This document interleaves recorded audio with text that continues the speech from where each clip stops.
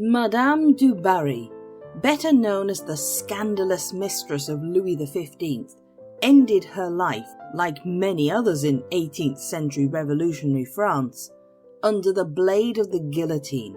But how did she end up there? And where did Madame du Barry come from?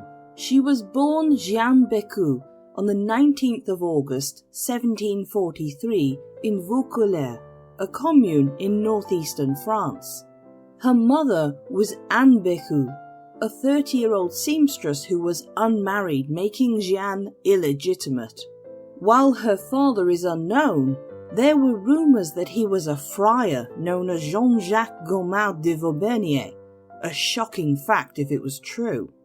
Not much is known about Madame du Barry's childhood, but when she was around 3 years old, her mother made the acquaintance of a Monsieur Billiard de Monceau, a financier and supplier to the Royal Army of France, who lived in Paris. Anne Bécu and her young daughter moved to Paris, and both were placed in the household of his mistress, with Anne working as a cook. There were further rumours that Monsieur Billiard de Monceau was a brief lover of Anne's, and was father to Jeanne's half-brother Claude.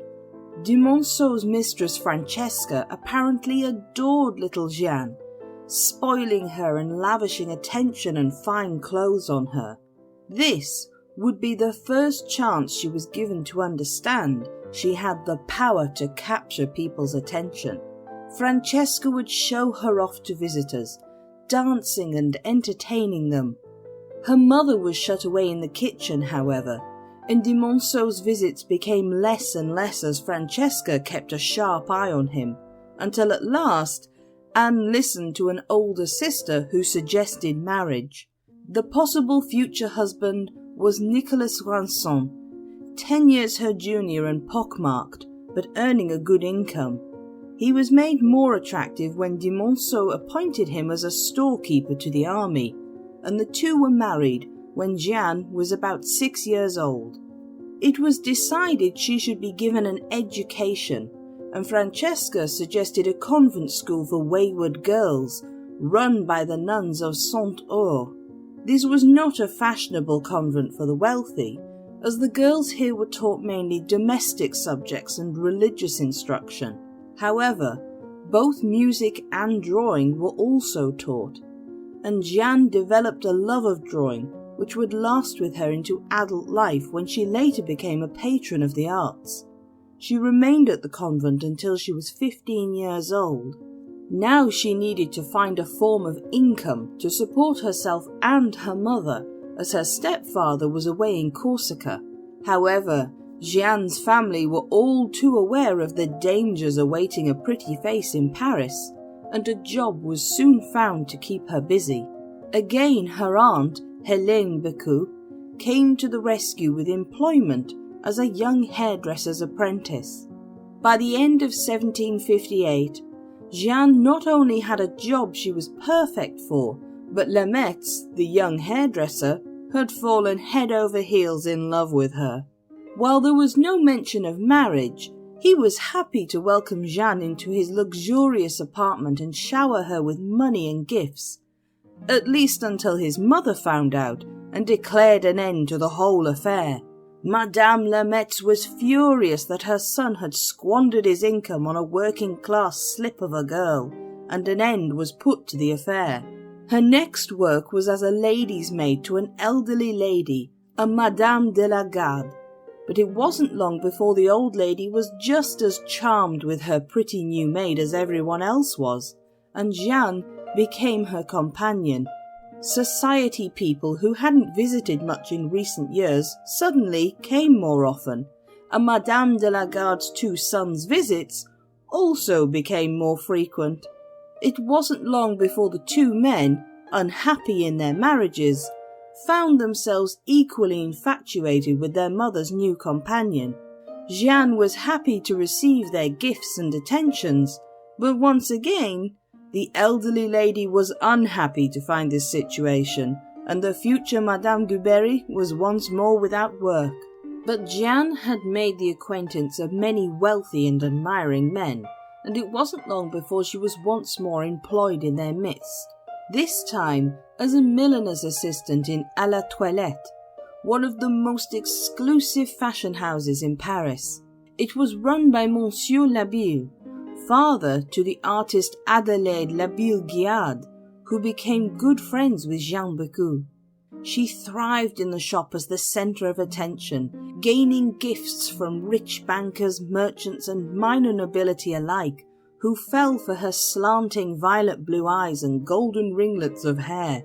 She was never happy to accept the offers of becoming mistress to one man, however, always searching for luxury in higher quarters. But it was in 1763 that the definitive moment that was to set the path for Madame du Barry came. Jeanne was now going by the surname Vaubernier, a nod to the rumours of her possible monk father. She and Adelaide Labille were invited to view the unveiling of a new equestrian statue of King Louis XV. The statue was viewed somewhat mockingly, as the once beloved king was becoming despised by his subjects, thanks to the loss of Canada to Britain and constant wars on behalf of Empress Maria Theresa and the Austrian alliance. Nevertheless, it was a grand spectacle to celebrate the unveiling, with fireworks, mock battles on the Seine, and meat handed out to the poor. It was there she caught the eye of Jean-Baptiste du Barry, a minor noble from Toulouse. He was from an impoverished military family, but had come to Paris after leaving his wife and baby son behind at his country chateau, and was now so renowned as a card sharp and seducer of women that he earned the nickname Le Roux, the Rake. He had made some lucrative deals with army contracts, but his real income came from his ability to find and procure pretty young women, ranging from shop girls to little-known actresses. In short, Du Barry worked as a pimp for the wealthy and well-to-do of Paris. Quickly making the acquaintance of Jeanne, it wasn't long before she was installed in his household. In the first few months, Jean-Baptiste du Barry was so infatuated with his new young mistress that Jeanne entered the world of the courtesan, showered with jewels and fine clothes. Her mother now dressed in silks and had her own servants, and her stepfather was given a lucrative promotion. But the spell was broken when Du Barry's 14-year-old son arrived in Paris. He was quieter than his father, but instantly liked by Jeanne, who welcomed him with open arms. Du Barry wanted to gain a place at Versailles for his shy son, and he managed it through his friendship with the 70-year-old Duc de Richelieu, who was disliked by many but loved by the king. In exchange for his son's position, Jeanne was sold to the Duke, being given 1,200 livres for her compliance, around £20,000 today. The old man protected her from her first day at court, and for her part, Jeanne remained loyal to him his whole life. However, Mademoiselle Vaubernier, as she was now officially called, also remained at Du Barry's side, appearing at his dinners and encouraging her admirers to lose their money in his gambling rooms. In 1768, Jeanne visited Versailles, sent to see the most powerful man in France at that time, the Duc de Choiseul. Du Barry held a contract to supply arms to Corsica, and he had handed the revenues from this to Jeanne, but only because the Duc de Choiseul, aware of the abuses of these contracts, was putting them to an end. In hopes of keeping it, Jeanne had to plead it was her only income. Du Barry, hoping Choiseul would be bowled over by a pretty face. He wasn't, and Jeanne was sent away. But as she was leaving and passing through the state apartments, Providence would step in. The Queen of France was dying, and Mass was being said for her every day, to which King Louis XV attended. As he passed through the gallery of mirrors on his way, he happened to look up from his melancholy grief and met the gaze of Jeanne's blue eyes, and she dared to smile at him. It wasn't long before the king obtained her identity with the help of Dominique Guillaume Lebel, who was his personal valet, but also his procurer. There is a story that upon Jeanne's first meeting with the king, she performed the expected 3 curtsies, then walked up and kissed him full on the lips. This story is likely not true, but it is an example of how besotted the king became with her. No one told him of her true origins. She was instead passed off as a married woman who had a few liaisons at court. This was fine for a passing fling, but it became a worry for the king's valet as Louis became more enamoured. On the 24th of June, 1768, Queen Maria passed away. It was none but Jeanne who was able to lift the king from his grief. Louis XV had grown closer to his queen in his later years after Madame Pompadour, his most famous mistress, became only his friend, and without her by his side, having also lost several of his children to death over the last decade, Louis was a man searching for something to make him feel happy once more. Lebel had no choice but to tell the king the truth. The king was furious with his valet and ordered him to at once arrange a marriage for his new lover that would supply her with the necessary title for a mistress of the king. In order to be maîtresse en titre, or official mistress of the king, Jeanne needed to be both married and a member of the nobility. Jean-Baptiste du Barry would have married her himself, had he not already been married to a long-suffering wife, and so he suggested his brother, Guillaume de Barry. Guillaume was short, fat, and liked drinking, but had been invalided out of the army and was unlikely to have other marriage prospects. He was persuaded to become the husband of a woman whose bed he would never share by a large sum of money from his brother and the contrivance of the Duc de Richelieu. On the 1st of September that year, the wedding took place, with the aid of a false birth certificate stating Jeanne was of noble descent.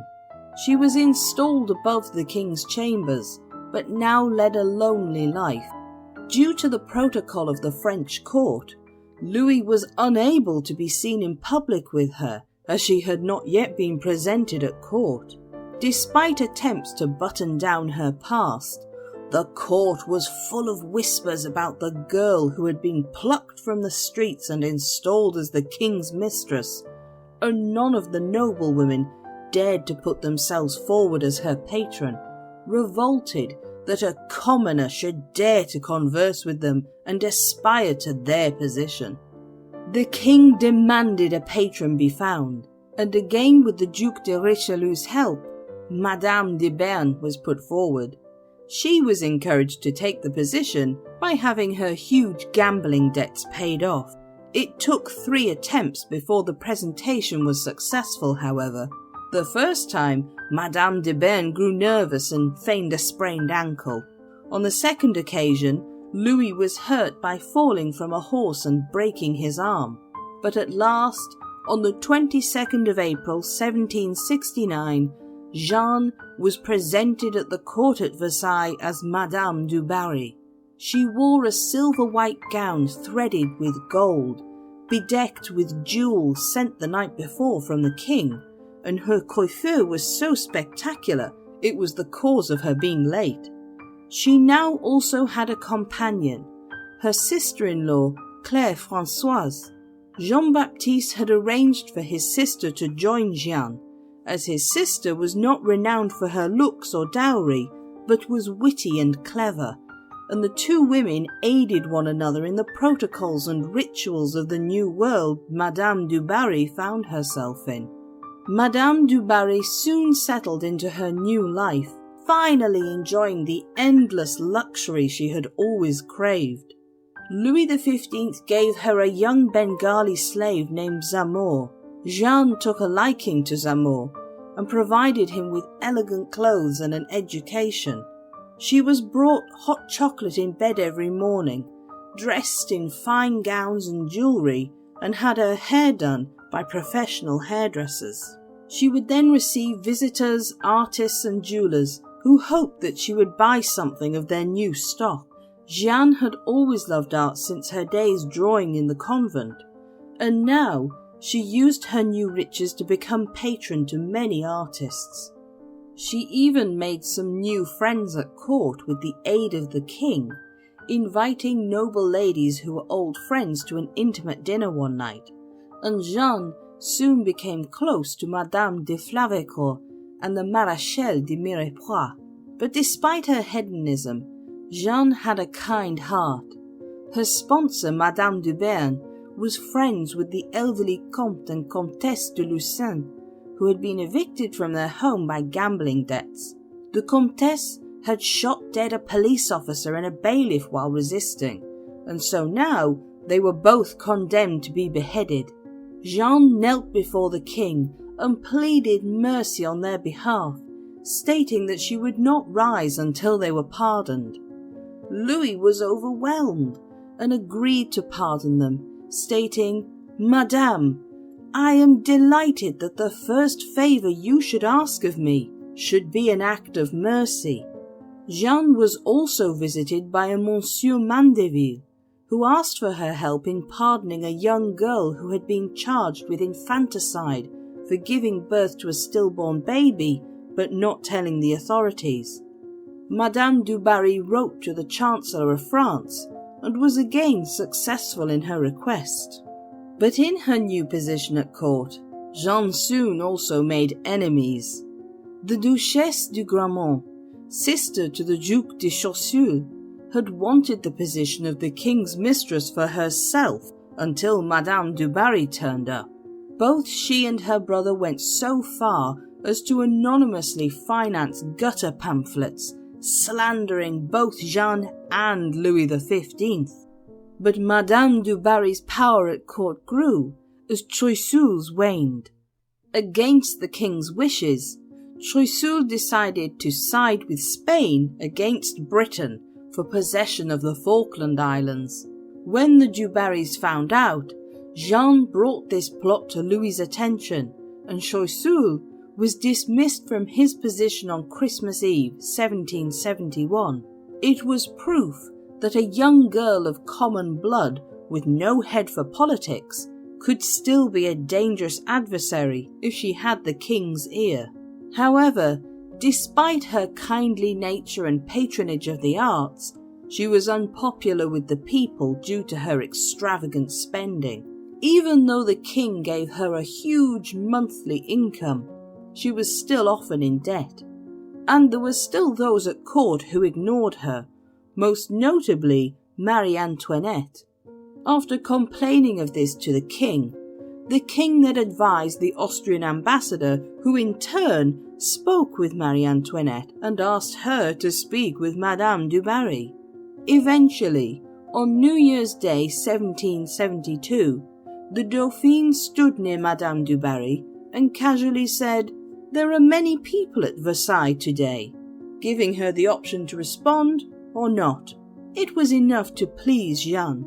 Most of the ways in which she was treated and the later portrayal of her character were based either on snobbery from above or jealousy from below. She had put herself in a place few would feel comfortable in, a common girl in the position of a noblewoman in 18th century France. But although Madame du Barry had some happy years by the king's side, they were not to last. In 1774, Louis XV grew ill and took to his sickbed.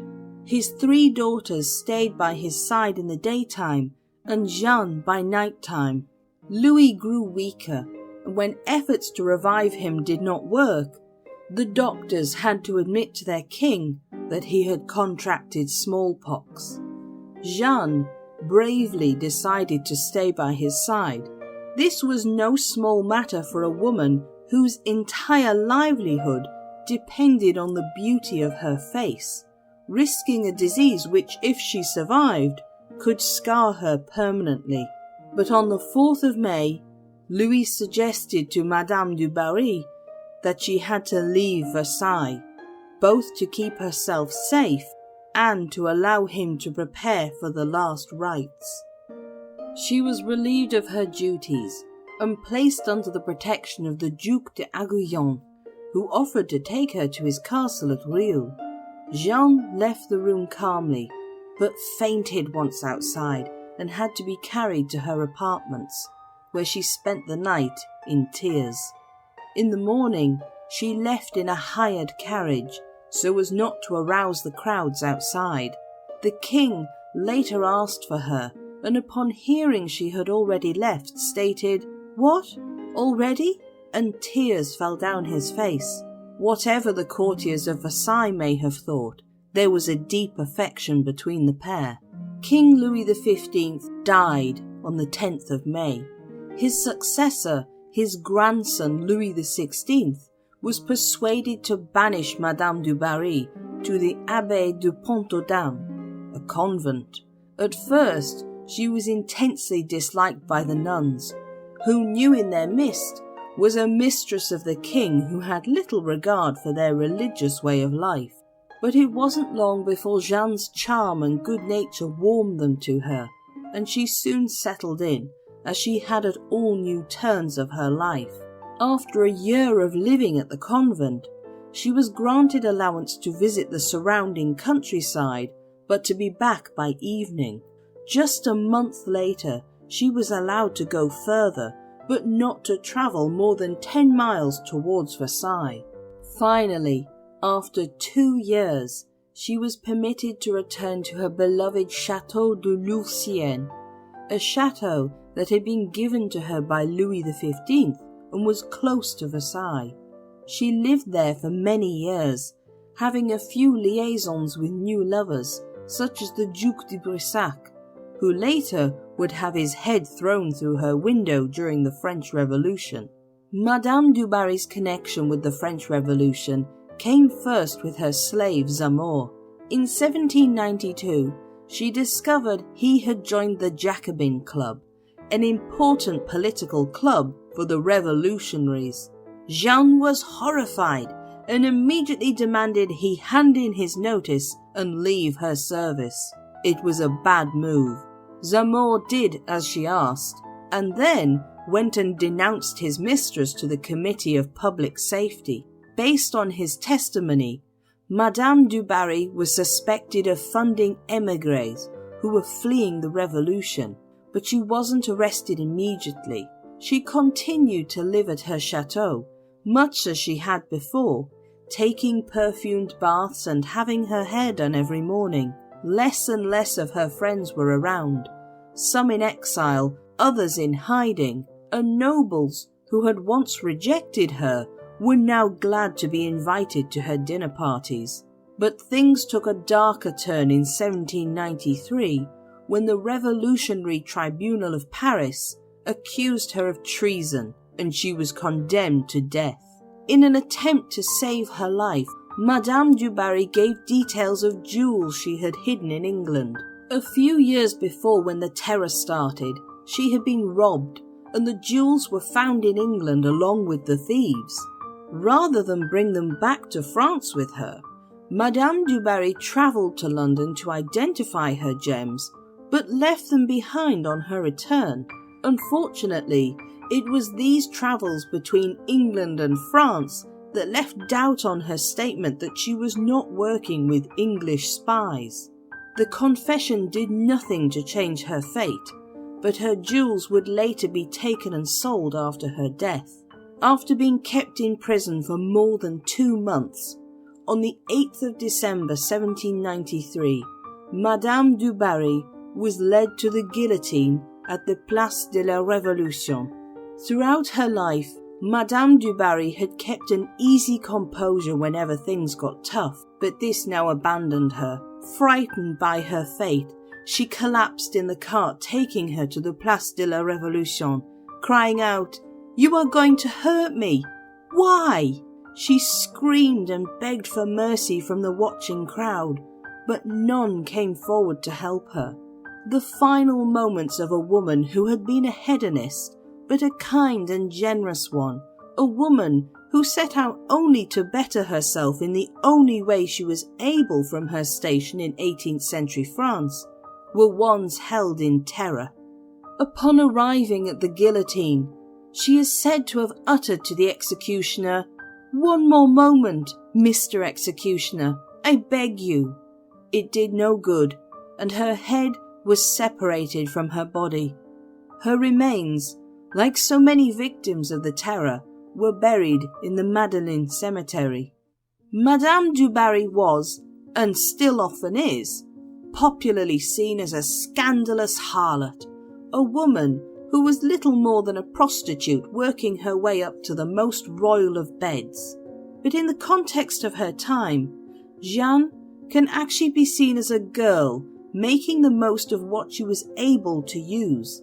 At a time where few women were allowed to own a business alone, be an artist, or hold a position of power, she found that her easy charms and beauty were a key to providing herself and her family with a life of luxury barred to those who were not nobility. While she was accused of being a spy for England helping French nobles escape, it's unlikely she was actually guilty of the charges against her, but her decadent spending and lavish lifestyle drew the attention of a populace rightly frustrated and angry with a monarchy that appeared not to care if they starved in the streets, and her connection to Louis XV made her part of that world. Madame du Barry may be remembered as many things, but it is worth remembering that the scandalous harlot of Versailles was also a kind woman, a faithful daughter who supported her mother and stepfather to the end, and a woman who brought joy to an aging man. Her only crime was to want a better life for herself. If you enjoyed this video, don't forget to like and subscribe so you don't miss any new documentaries.